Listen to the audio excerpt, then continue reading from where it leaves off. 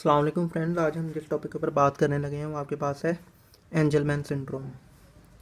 अब ये जो एंजलमैन सिंड्रोम है ना, ठीक है, ये एक जेनेटिक डिसऑर्डर है। ये एक जेनेटिक डिसऑर्डर है, यानी इसके अंदर जीन्स के अंदर या डीएनए के अंदर कोई चेंजेस वगैरह आ जाती हैं, म्यूटेशन वगैरह आ जाती है, जिसकी वजह से ये डेवलपिंग बेबी के अंदर ये जो सिंड्रोम है ये शो होना शुरू हो जाता है। इसके अंदर पहला पॉइंट तो ये है कि डिले मेंटल डेवलपमेंट, यानी बच्चे की जो जहनी सलाहियत है वो ठीक तरीके से, वो सही तरीके से वो डेवलप नहीं कर पाता।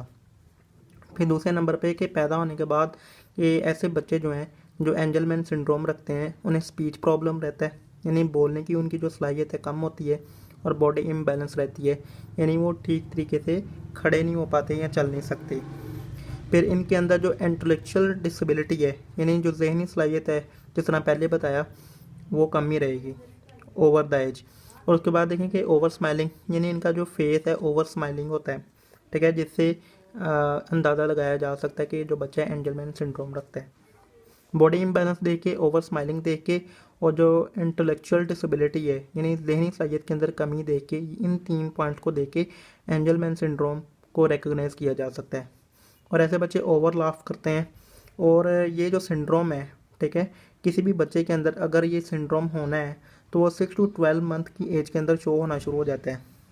और इसी सिंड्रोम के अंदर 2 से 3 साल के अंदर बच्चे को सैय्यद वगैरह, झटके वगैरह लगना शुरू हो जाते हैं, जिस तरह एपिलेप्सी के अंदर होता है। उसके बाद आपके पास आ जाता है कि ऐसे बच्चों का जो लाइफ स्पैन है नॉर्मल ही रहता है, यानी जो एज है, ठीक है, वो नॉर्मल ही रहेगी बाकी इंडिविजुअल की तरह। और इस सिंड्रोम के जो मेन सिम्टम है वो यही है कि नो स्पीच, यानी बोलने की सलाहियत कम होती है। फिर वॉकिंग के अंदर डिफ़िकल्टी इन्हें आ जाती है, चलने की जो सलाहियत है कम रहती है। फिर ये स्माइल बहुत ज़्यादा करते हैं। और ट्रबल टू स्लीप, यानी इन्हें सोने में भी कमी रहती है, यानी ये पूरी नींद नहीं ले सकते। उसके बाद आपके पास इसका जो मेन पॉइंट है, सबसे जो इम्पोर्टेंट पॉइंट है जेनेटिक्स के हवाले से, वो ये है कि इस डिज़ीज़ की या इस सिंड्रोम की जो मेन काज है वो क्रोमोसोम 15 है। क्योंकि क्रोमोसोम 15 के ऊपर एक जीन पाया जाता है, उसका नाम है यूबिक्विटिन प्रोटीन लाइगेज।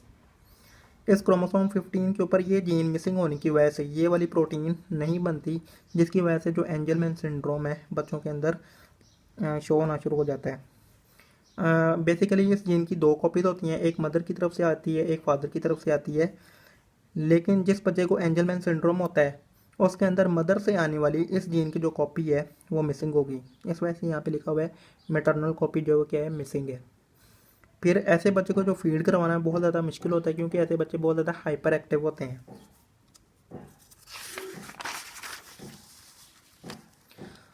उसके बाद बच्चे हाइपर एक्टिव यानी बहुत ज़्यादा एक्टिव होते हैं, और ये अपने हैंड्स को और कभी टॉयज़ को और इवन कि कभी पाँव को और डिजिट्स को, फिंगर्स को अपने मुंह में स्वेलो करते रहते हैं।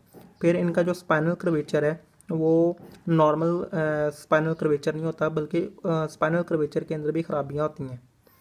जो नॉर्मल स्पाइनल कर्वेचर है, इन बच्चों के अंदर वो नॉर्मल स्पाइनल कर्वेचर नहीं होगा, यानी बैकबोन के अंदर, हमारी बैकबोन के अंदर नॉर्मली जो कर्व होते हैं वो ऐसे बच्चों के जो कर्व हैं वो और तरह के होंगे बैकबोन के अंदर, रीढ़ की हड्डी के अंदर।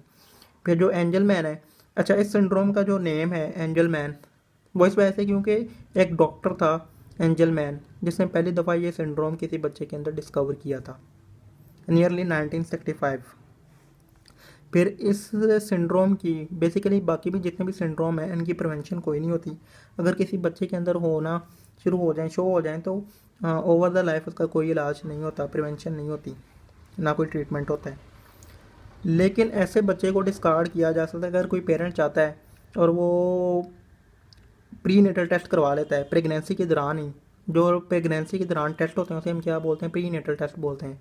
तो अगर प्रेगनेंसी के दौरान कोई प्री नेटल टेस्ट करवा लेता है, डीएनए सैम्पलिंग करवा लेता है, तो डीएनए सैम्पल जब फीटस की डीएनए सैम्पलिंग होगी तो पता चल जाता है कि इस बच्चे के अंदर ये वाला सिंड्रोम है कि नहीं है। फिर अगर तो माँ बाप चाहेंगे तो वो बच्चा रखेंगे, नहीं तो क्या करेंगे, कई दफ़ा वो बच्चे को डिस्कार्ड कर दिया जाता है, ज़ाया कर दिया जाता है।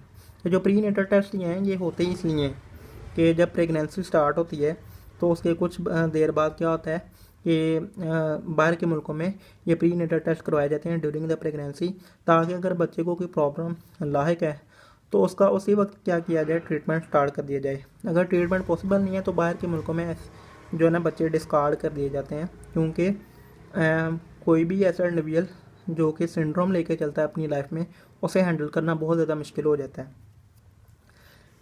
फिर मेल के अंदर और फीमेल के अंदर ये वाला जो साइन है ये मेल के लिए होता है, ये वाला जो साइन है ये फीमेल के अंदर होता है बायोलॉजी के अंदर। तो मेल फीमेल के अंदर दोनों जो इंडिविजुअल्स हैं, ठीक है, मेल फीमेल इक्वली जो है अफेक्टेड होते हैं इस सिंड्रोम के अंदर। ये ऐसा नहीं है कि ये सिंड्रोम जो है मेल के अंदर होता है या ज़्यादा फीमेल के अंदर होता है, ये इक्वली हो सकता है। ये मेल फीमेल पॉपुलेशन को इक्वली अफेक्ट करता है। Thank you.